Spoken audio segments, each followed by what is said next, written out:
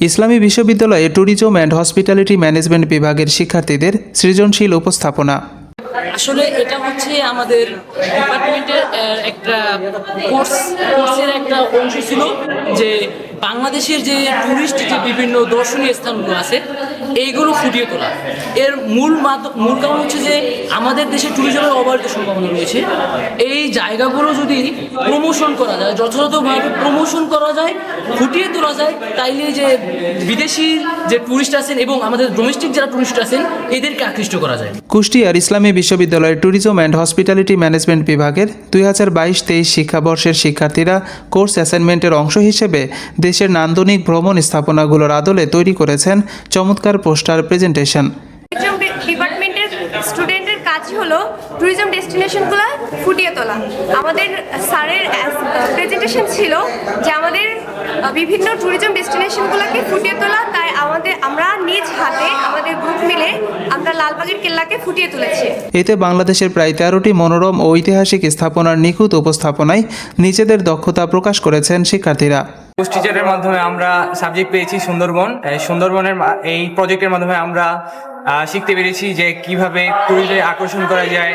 তারপর সুন্দরবনের যে এনভায়রনমেন্ট, ইকোসিস্টেম, এইগুলো সম্পর্কে আমরা আরো বিস্তারিত ধারণা অর্জন করতে পেরেছি এইগুলো নিয়ে গবেষণা করার মাধ্যমে। কোর্সটির দায়িত্বপ্রাপ্ত শিক্ষক নাসির মিয়া জানান, দেশের ট্যুরিজম শিল্পের সৌন্দর্য ও গুরুত্ব শিক্ষার্থীদের মাঝে তুলে ধরতে এবং তাদের আগ্রহী করে তুলতেই এই প্রকল্পটি গ্রহণ করা হয়েছে। পুরো সেশনের শিক্ষার্থীদের 13টি দলে ভাগ করা হয় এবং প্রতিটি দল একটি করে স্থাপনার উপর কাজ করে। শিক্ষার্থীরা তাদের সৃজনশীলতায় ফুটিয়ে তুলেছেন বাংলাদেশের বিভিন্ন গুরুত্বপূর্ণ দর্শনীয় স্থান।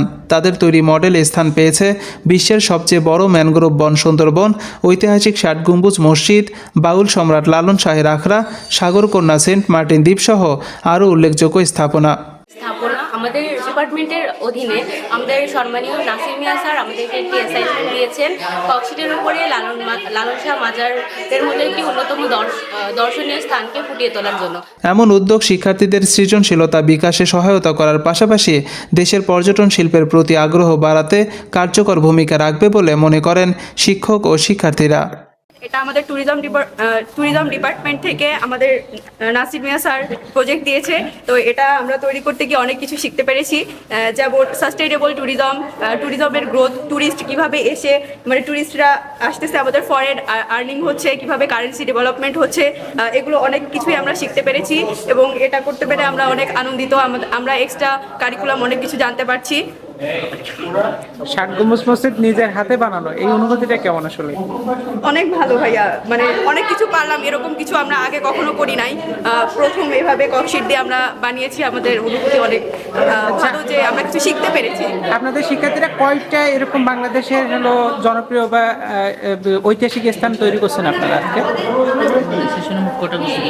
আমরা হচ্ছে যে 8টা গ্রুপ, না 13টা গ্রুপ এটা করেছে। 13টা ঐতিহ্যবাহী স্থান নিয়ে করতেছে। আপনাদের এই অ্যাসাইনমেন্টের আসলে মূল বার্তা কি? আপনারা কি এই গভর্নমেন্টকে বা কাউকে কি এই বার্তা দিতেছেন যে আমরা এটাই দেখাতে যাচ্ছি যে আমাদের ট্যুরিজম ডিপার্টমেন্ট থেকে ট্যুরিজম ডেভেলপমেন্ট কিভাবে সম্ভব এবং ট্যুরিজম এই স্থাপনাগুলোকে প্রদর্শন করা এবং আমরা যে পরিবেশকে কিভাবে রক্ষা করছি, ট্যুরিস্টরা আমাদের দেশে আসছে, আমাদের দেশ সম্পর্কে জানছে, আমরা অনেক কিছু ফরেন কারেন্সি আর্ন করতে পারছি। পাশাপাশি যখন ট্যুরিজম ডেভেলপমেন্ট হচ্ছে এবং সাস্টেইনেবল ট্যুরিজম যেটাকে বলে পরিবেশ পরিচ্ছন্নতা আর কি, ট্যুরিস্টরা এসে আমাদের কীভাবে পরিবেশকে রক্ষা করে কোনো একটা স্থান প্রদর্শন করে যাবে, এগুলোই আর কি আমরা প্রজেক্টের মাধ্যমে তুলে ধরছি।